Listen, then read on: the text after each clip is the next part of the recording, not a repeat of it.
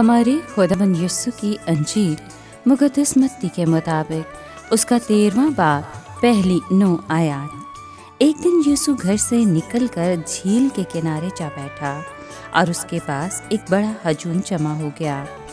सो वो एक कश्ती पर चढ़ बैठा और सारा हजूम किनारे पर खड़ा रहा और वो उनसे बहुत सी बातें तमसीलों में कहने लगा।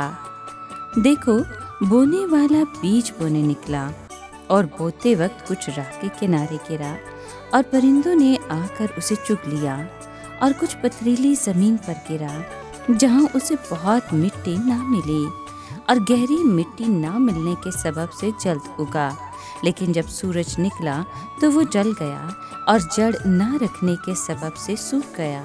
और कुछ खारदार झाड़ियों में गिरा और खारदार झाड़ियों ने बढ़कर उसे दबा लिया।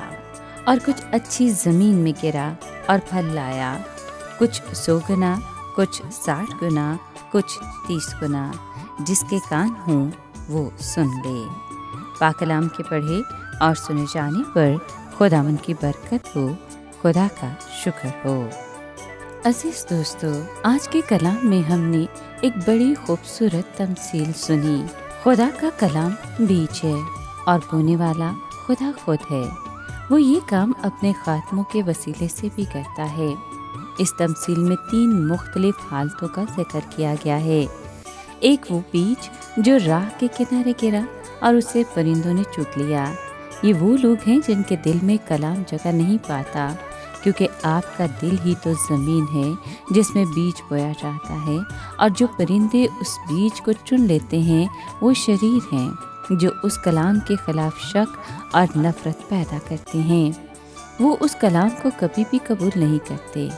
पथरीली ज़मीन से मुराद वो लोग हैं जो ज़ाहरी तौर पर कलाम की बहुत इज़्ज़त करते हैं और उसे पसंद भी करते हैं, लेकिन दिल के अंदर इस दुनिया का लालच और मोहब्बत उन्हें कलाम के करीब आने नहीं देता। ऐसे लोग अपनी ख्वाहिशों को कलाम पर ज़्यादा तरजीह देते हैं और बेफल रह जाते हैं। याद रखें, यीशु मसीह अंजीर के दरख्त के पास फल ढूंढने गए थे तो फल को ना पाकर उसे जड़ तक सुखा दिया था। आज यीशु मसीह फलदार दरख्त ढूंढ रहे हैं। आप भी यीशु मसीह के लिए फल लाने वाला दरख्त बन जाएं। तीसरी हालत के वो लोग हैं जिन्होंने खुदा के कलाम को सुना, कबूल किया और उसके मुताबिक अपनी ज़िंदगी गुजारनी शुरू कर दी। ऐसी ज़िंदगियाँ यीशु मसीह के लिए 30 गुना, 60 गुना और 100 गुना फल लाती हैं।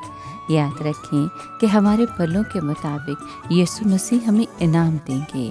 फल से मुराद रास्तबाजी के काम, यानी पाकीज़गी, मोहब्बत, माफ़ करना, सच्चाई और हलीमी की ज़िंदगी गुजारना।